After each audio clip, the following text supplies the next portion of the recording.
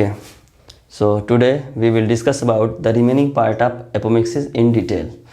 ठीक है, तो आज हम बात करेंगे एपोमिक्सिस अगर बन रहा है तो प्लांट्स के फीमेल के किस पार्ट से कौन सा एपोमिक्सिस बन रहा है. ठीक है, इसको एक स्ट्रक्चर द्वारा समझेंगे ताकि टोटल कंसेप्ट क्लियर होता जाए स्टेप वाइज.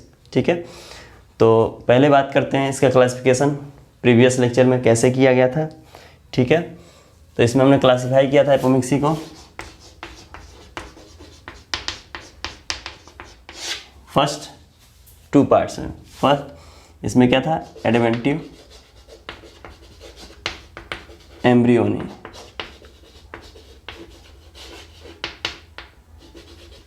ठीक है, इसका सेकेंड पार्ट क्या था,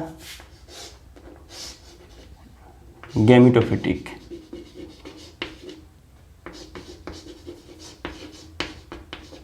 ठीक है, gametophytic can be further classified in 2 parts, apospory and डिप्लोस्पोरी.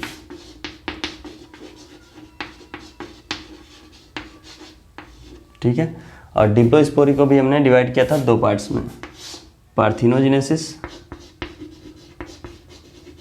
Parthenogenesis और एपोगेमी. ठीक है, एपोगेमी के अलावा भी एक कंसेप्ट आता है जिसको बोलते हैं सीडोगेमी.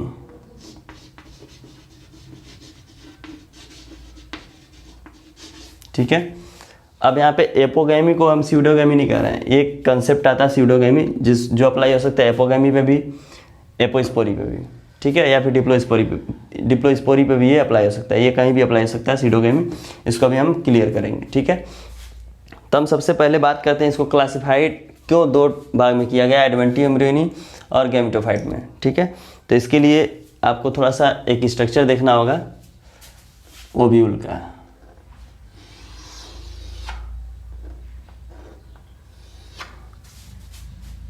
ओव्यूल का स्ट्रक्चर हम लोग पहले भी देख चुके हैं काफ़ी लेक्चर में.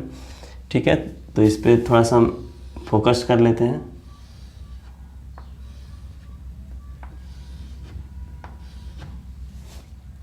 यह है ओव्यूल का स्ट्रक्चर. इसमें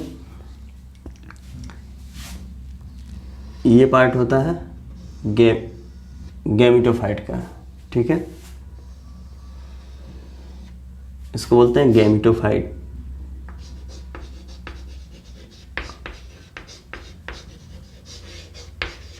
ठीक है, गैमेटोफाइट कब इसको बोलेंगे, जब ये पूरा गैमेटोजेनेसिस या फिर कह सकते हैं मेगा गैमेटोजेनेसिस और उसके पहले मेगा स्पोरोजेनेसिस प्रोसेस फॉलो करके गैमिट में कन्वर्ट हो गया, तब इसको बोलेंगे गैमेटोफाइट. ठीक है, अब ये इसके पहले क्या होता है, एम्ब्रियोसैक. ठीक है,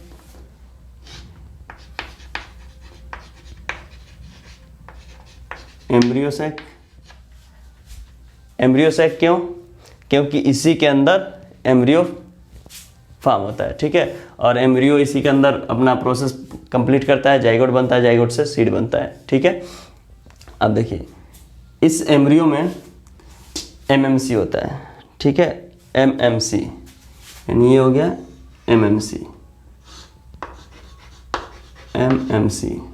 मेगा स्पोर मदर सेल.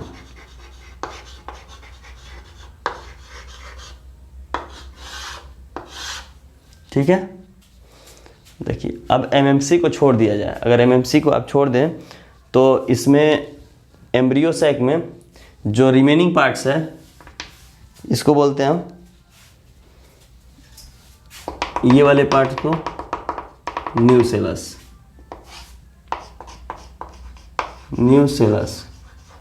ठीक है, अब देखिए ये टोटल पार्ट्स किसका हो गया, गैमेटोफाइट्स का पार्ट्स हो गया. ठीक है, या फिर कह सकते हैं एम्ब्रियोसैक का पार्ट्स हो गया. ठीक है, एम्ब्रियोसैक को अगर छोड़ दें तो इसमें कुछ और ही पार्ट होते हैं, जैसे कि ये और चले जाए, ये पार्ट हो गया इंटेगुमेंट.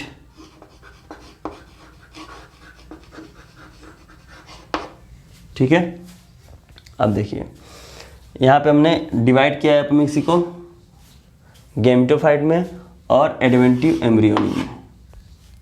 ठीक है।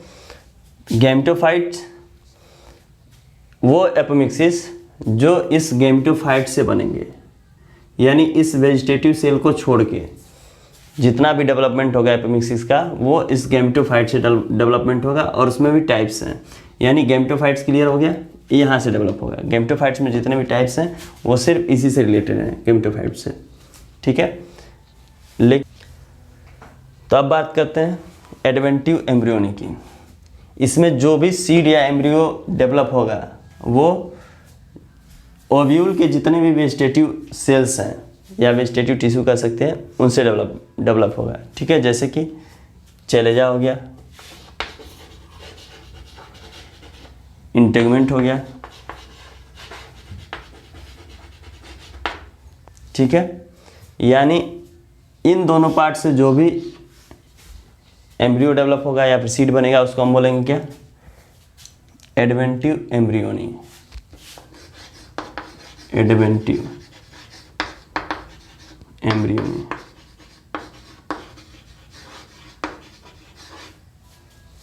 ठीक है।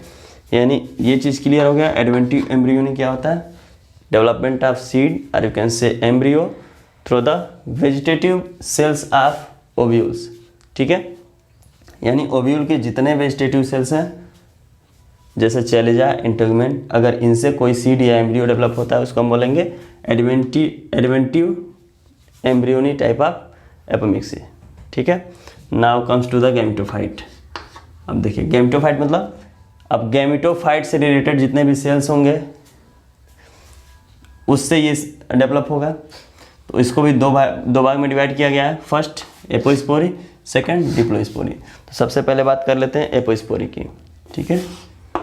एपोस्पोरी क्या है, अगर इस एम्ब्रियो सैक को देखें, ठीक है, एम्ब्रियो सैक में एमएमसी को छोड़ के जो रिमेनिंग पार्ट है न्यूसेलस वाला वो कभी कभी एक्ट करता है, act as spore, act as spore. ये कौन करता है, न्यूसेलस, ठीक है। कभी कभी न्यूसेलस जो है, ये डिपेंड करता है कि ये प्लांट्स का कौन सा आर्डर है या फिर फैमिली कौन सा है, ये इस पे डिपेंड करता है कि इसका बिहेवियर कैसा होगा, ठीक है। न्यूसेलस जो है ये स्पोर की तरह एक्ट करेगा, ठीक है। जब स्पोर की तरह एक्ट करेगा तो ये डायरेक्ट कन्वर्ट हो जाता है किसमें, एम्ब्रियो सैक में, या फिर कह सकते हैं एम्ब्रियो में, या फिर सीड में, ठीक है। तो ये जो पार्ट हो गया न्यूसेलस से जो सीड या एम्ब्रियो बन रहा है वो क्या हो जाएगा, एपोस्पोरी, एपोस्पोरी। और you can say development of embryo और you can say seed through the nucellus, ठीक है। ये न्यूसेलस कभी कभी स्पोर की तरह एक्ट करता है और इससे ही सीड या एम्ब्रियो बन जाता है, ठीक है।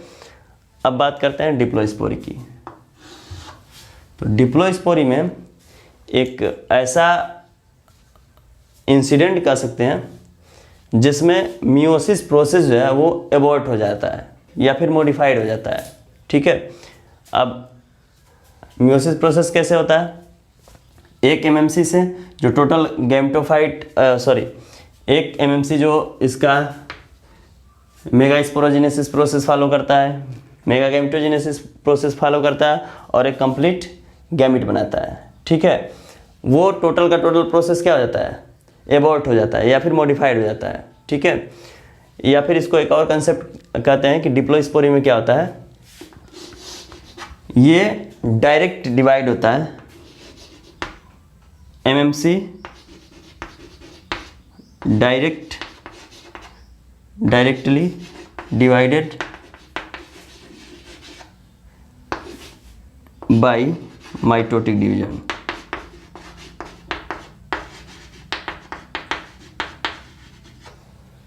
ठीक है, इन 3 टाइम, या फिर इसको कह सकते हैं थ्राइस।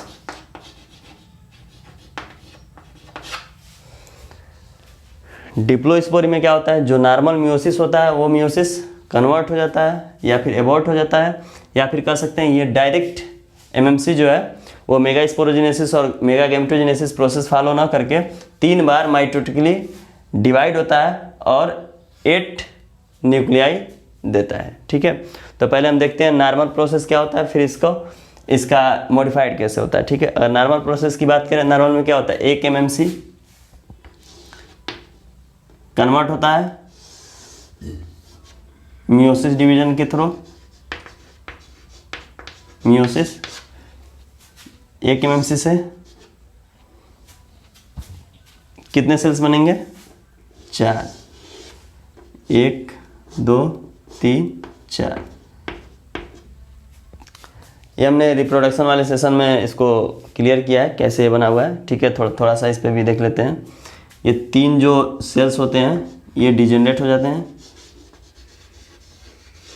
डिजेनरेट होके चैलेंज बना लेते हैं, और एक जो होता है ये फंक्शनल होता है, ये होता है मेगा स्पोर। और इस प्रोसेस को बोलते हैं मेगा स्पोरोजेनेसिस। ये प्रोसेस हो गया इतना, मेगा स्पोरोजेनेसिस।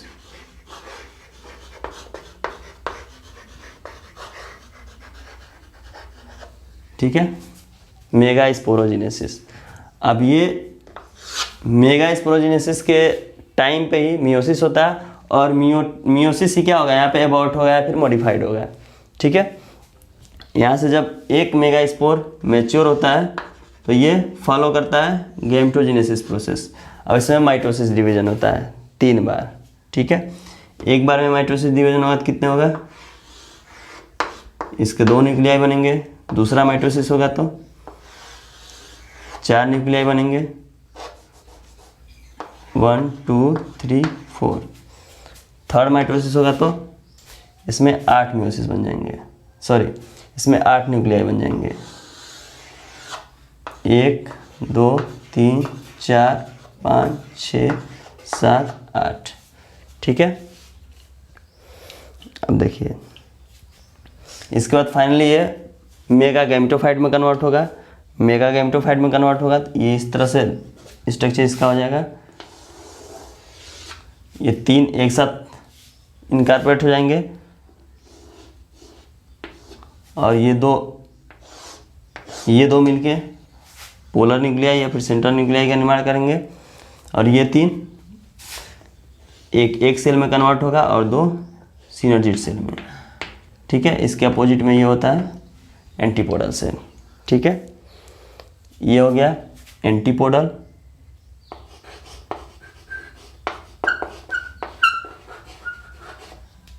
ठीक है, ये हो गया पोलर न्यूक्लियाई, और ये हो गया सिनर्जिड,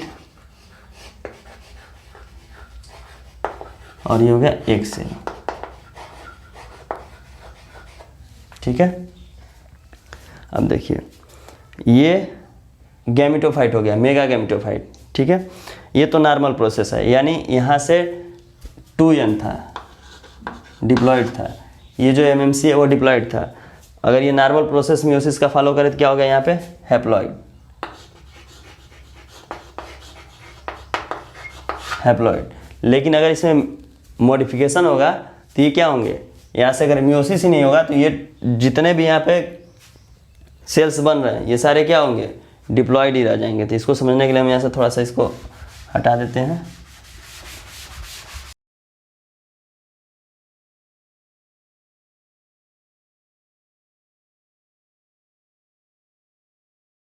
तो हम बात कर रहे थे डिप्लोस्पोरी का। डिप्लोस्पोरी में क्या है, ये मियोसिस जो है ये कन्वर्ट हो जा रहा है, ठीक है, या फिर एबॉर्ट हो जा रहा है, कह सकते हैं यहाँ मियोसिस हो ही नहीं रहा है। ठीक है, मियोसिस नहीं हुआ तो क्या होगा, यहाँ से ये डायरेक्टली क्या होगा, 3 मियोटिक डिवीजन को फॉलो करेगा और फाइनली गैमेटोफाइट बनाएगा। 3 मियोटिक डिवीजन को और फॉलो करे तो first meiotic, sorry 3 mitotic division, mitotic first में होगा तो क्या होगा, यहाँ से एमएमसी है ये।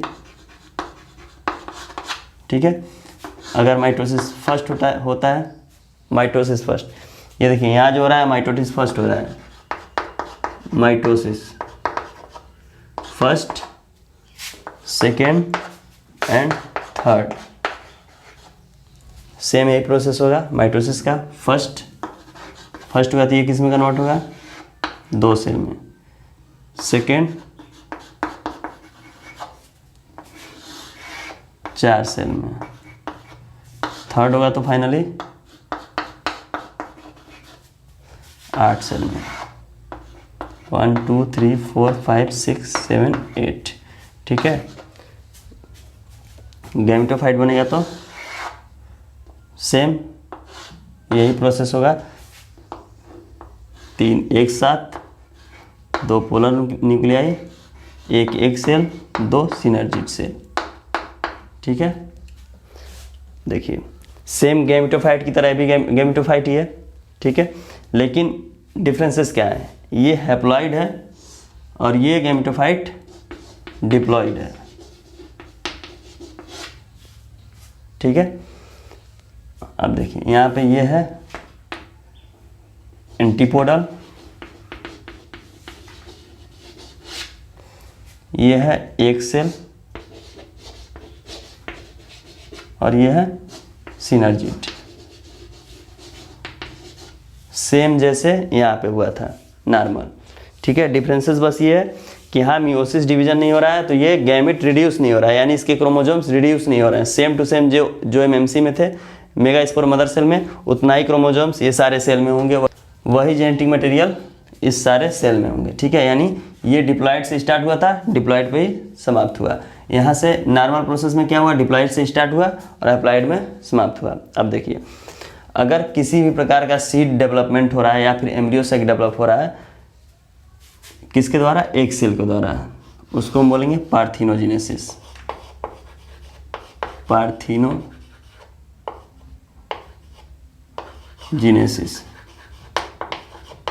किसके द्वारा हो रहा है, एक सेल।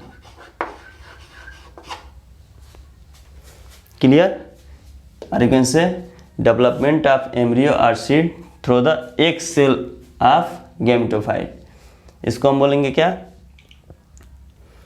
पार्थिनोजेनेसिस। ठीक है, अब देखिए एक सेल तो यूज हो गया, अगर रिमेनिंग सेल से जैसे एंटीपोडल सेल हो गए, सिनर्जिड सेल हो गए, इसमें से किसी भी सेल द्वारा अगर एम्ब्रियो या सीड डेवलप होता है उसको हम बोलेंगे एपोगैमी। एपोगैमी ये किससे हो रहा है, एंटीपोडल या सिनर्जिड। इसको आप यहाँ लिख सकते हैं एंटीपोडल या फिर सिनर्जिड। ठीक है, अब देखिए हमने क्या क्या देख लिया, पार्थिनोजेनेसिस, एपोगैमी, ये किसके पार्ट्स थे, डिप्लोस्पोरी के। डिप्लोस्पोरी क्यों, क्योंकि डिप्लोस्पोरी यहाँ से डिप्लोस्पोरी स्टार्ट हो रहा है। डिप्लोस्पोरी क्यों इसको बोल रहे हैं, क्योंकि यहाँ पे मियोसिस प्रोसेस जो है अबॉर्ट हो जा रहा है या फिर मॉडिफाइड हो रहा है, इसलिए ये जो प्रोसेस हो जाएगा वो डिप्लोस्पोरी का है। डिप्लोस्पोरी मीन्स क्या होगा, मॉडिफाइड मियोसिस। ठीक है, यहाँ से ये मियोसिस मॉडिफाइड हो गया, ये सारा प्रोसेस डिप्लोस्पोरी में आ गया। एंड डिप्लोस्पोरी के 2 पार्ट्स हो गए, पार्थिनोजेनेसिस, एपोगैमी। पार्थिनोजेनेसिस क्या है, अगर एक सेल से कोई भी एम्ब्रियो या फिर सीड डेवलप हो रहा है तो उसको हम बोलते हैं पार्थिनोजेनेसिस। अगर एक सेल को छोड़ दिया जाए, एंटीपोडल या फिर सिनर्जिड सेल यूज हो रहा है तो उस कंडीशन में हो जाएगा एपोगैमी। ठीक है, अब यहाँ पे एक कंसेप्ट और आता है हैप्लॉइड और डिप्लॉइड का।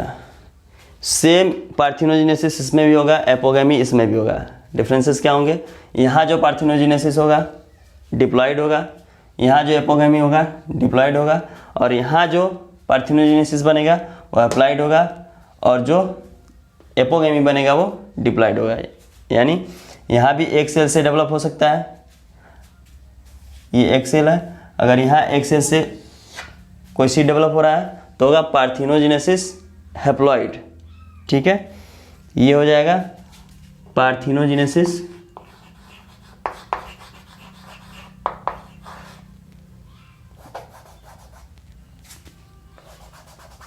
Parthenogenesis haploid. ठीक है, सेम जैसे एपोगैमी अगर हो रहा है यहाँ से एंटीपोडल या फिर सिनर्जिड से एपोगैमी,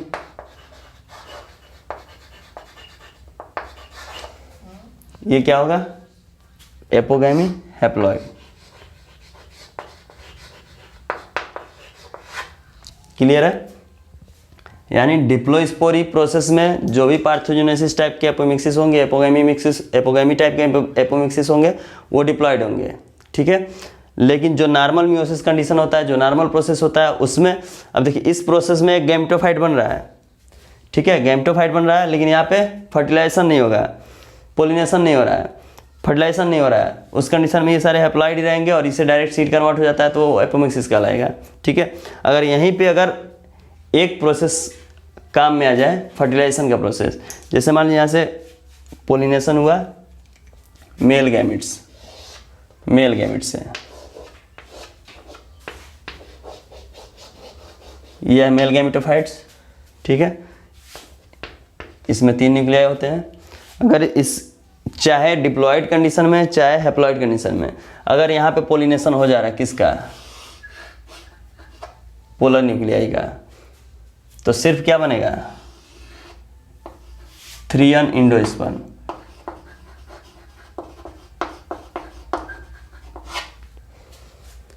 लेकिन एक सेल का अगर फर्टिलाइजेशन नहीं होगा तो यहाँ पे जाइगोट नहीं बनेगा। ठीक है, जाइगोट से सीड बनता है, जाइगोट ही नहीं बनेगा, सीड नहीं बनना चाहिए, लेकिन फिर भी यहाँ सीड बन रहा है। क्यों? क्योंकि ड्यू टू द एपोमिक्टिक। ठीक है, एपोमिक्सिस का प्रोसेस है, नेचुरली होता है, इसलिए यहाँ पे अगर यहाँ फर्टिलाइजेशन नहीं हो रहा है एक सेल का तो भी यहाँ पे सीड बन जा रहा है। लेकिन ये क्या है, एक सिर्फ दिखावे काम कर सकते हैं। सिर्फ एंडोस्पर्म बन रहा है फर्टिलाइजेशन से, तो ये सिर्फ दिखावे के लिए बन रहा है। ठीक है, इसका कोई काम नहीं है। एंडोस्पर्म न भी बने तो भी यहाँ सीड तो बनना ही बनना है। लेकिन कभी कभी क्या होता है, ये एंडोस्पर्म बन जाता है, यानी फर्टिलाइजेशन दिखता है। ये डिपेंड करता है कि प्लांट्स का ऑर्डर क्या है, प्लांट्स का फैमिली क्या है। ठीक है, जैसे एक एग्जांपल मान लें, मेलस, एप्पल्स का जो प्लांट्स होता है उसके फैमिली में, मेलस के फैमिली में ये इंपॉर्टेंट होता है। सीड तभी बनेगा जब ये फर्टिलाइजेशन एंडोस्पर्म का फर्टिलाइजेशन हो, सॉरी एंडोस्पर्म फॉर्म हो गया या पोलर न्यूक्लियाई का फर्टिलाइजेशन होगा। ठीक है, तो मेलस में ये दिखता है, या फिर एप्पल कह सकते हैं। ठीक है, तो सेम प्रोसेस कहीं भी दिख सकता है, यहाँ भी हो सकता है एंडोस्पर्म का, या फिर डायरेक्ट एपोस्पोरी पे भी ये काम हो सकता है। यानी कहीं भी अगर एक दिखावे के लिए फर्टिलाइजेशन हो जाता है या फिर कह सकते हैं पोलिनेशन हो जाता है, तो वहाँ पे सीड बनने में उसका कोई प्रोसेस नहीं है, क्योंकि सीड तो ऐसे ही बन रहा है। ठीक है, तो उस प्रोसेस को बोलेंगे स्यूडोगैमी। यहाँ पे कंसेप्ट आ गया स्यूडोगैमी का।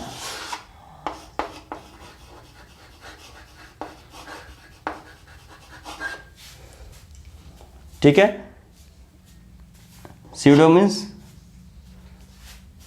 असत्य, असत्य कह सकते हैं। ठीक है, यानी यहाँ पे एक दिखावे के लिए सिर्फ फर्टिलाइजेशन हुआ। ठीक है, इसका कोई आवश्यकता नहीं था फर्टिलाइजेशन का, क्योंकि सीड तो ऐसे ही बन रहे हैं। ठीक है, तो यहाँ पे सिर्फ नाम के लिए फर्टिलाइजेशन प्रोसेस हो गया। और फर्टिलाइजेशन किस में हो रहा है, सिर्फ पोलर न्यूक्लियाई में। अगर पोलर न्यूक्लियाई में यहाँ हो रहा है तो ये हो जाएगा जो पार्थिनोजेनेसिस स्यूडोगैमी टाइप का हो जाएगा, या इसको बोल सकते हैं स्यूडोगैमी टाइप ऑफ एपोमिक्सिस। अगर हैप्लॉइड पे हो रहा है तो स्यूडोगैमी हैप्लॉइड एपोमिक्सिस हो जाएगा। ठीक है, अब हम थोड़ा सा बात कर लेते हैं रिकरेंट नॉन रिकरेंट का। ठीक है, यहीं से क्लियर हो जाएगा recurrent, non recurrent, obligate, facultative. पहले हम बात करते हैं रिकरेंट का।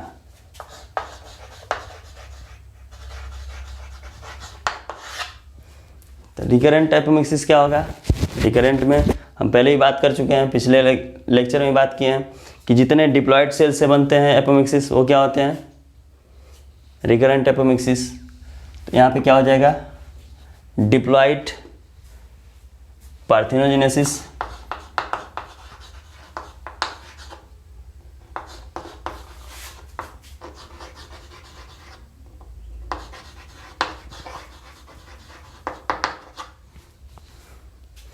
डिप्लॉयड एपोगैमी एंड एपोस्पोरी, क्योंकि एपोस्पोरी पे तो डिप्लॉइड है, यहाँ से गैमेट रिड्यूस ही नहीं हो रहा है डायरेक्ट, ये ऑलरेडी अभी तो ये डिप्लॉइड कंडीशन में ही है। अगर यहाँ से गैमेट रिड्यूस होता तब ये अप्लाइड होता, ये ऑलरेडी क्या है, डिप्लॉइड ही है, एपोस्पोरी। तो इसको आप ऐसे डिफाइन कर सकते हैं, when embryo sac will form through the MMC when meiosis is aborted और मॉडिफाइड डिस्टर्ब, ठीक है। Consequently the egg cell remaining diploid, ठीक है, और you can say resulting of the egg cell remaining diploid. क्यों? क्योंकि यहाँ से जब भी यहाँ से मियोटिक एबॉर्ट होगा तो डिप्लॉइड से डिप्लॉइड बनेगा। मियोसिस एक ऐसा प्रोसेस है जो गैमेट को रिड्यूस करता है, यानी जितने पेरेंटल क्रोमोसोम्स हैं, पेरेंटल जेनेटिक मटेरियल है, उसको रिड्यूस करके हाफ कर देता है, ठीक है। तो जहाँ मियोसिस नहीं दिखेगा तो सेम जेनेटिक मटेरियल जो पेरेंट में होंगे वही उसके डॉटर सेल में होंगे, ठीक है। तो रिकरेंट में एग्जाम्पल क्या हो गया, ये जितने भी डिप्लॉइड पार्थेनोजेनेसिस के थ्रू जो एम्ब्रियो साइट डेवलप होंगे या सीड डेवलप होंगे, डिप्लॉइड एपोगैमी, डिप्लॉइड एपोस्पोरी, ठीक है। इसकी अपोजिट में हो जाएगा नॉन रिकरेंट,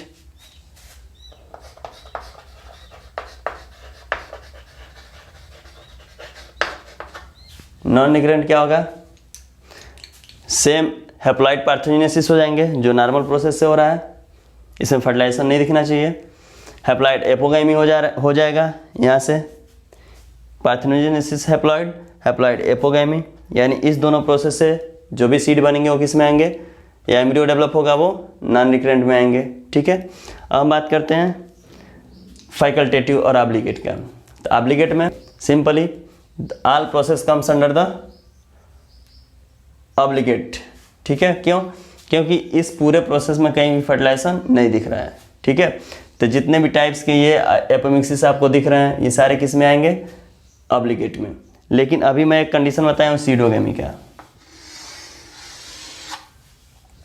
यानी जहाँ भी फर्टिलाइजेशन दिख गया वो कहाँ पे आ जाएगा, फैकल्टेटिव में, ठीक है। क्योंकि हमने डिस्कस किया था कि फैकल्टेटिव में फर्टिलाइजेशन या पोलिनेशन नेसेसरी होता है सीड डेवलपमेंट के लिए, ठीक है। तब सीडोगैमी का एग्जाम्पल क्या हो जाएगा, मैलस या एप्पल, ठीक है। तो इसके और भी कुछ एग्जाम्पल देख लेते हैं, किसमें किस टाइप में कौन से एपोमिक्सिस, सॉरी थोड़े और एग्जाम्पल देख लेते हैं कौन सा एपोमिक्सिस जो किस प्लांट्स में पाया जाता है। तो अगर हम बात करें सबसे पहले एडवेंटिव एम्ब्रियोनी की, यह है एडवेंटिव,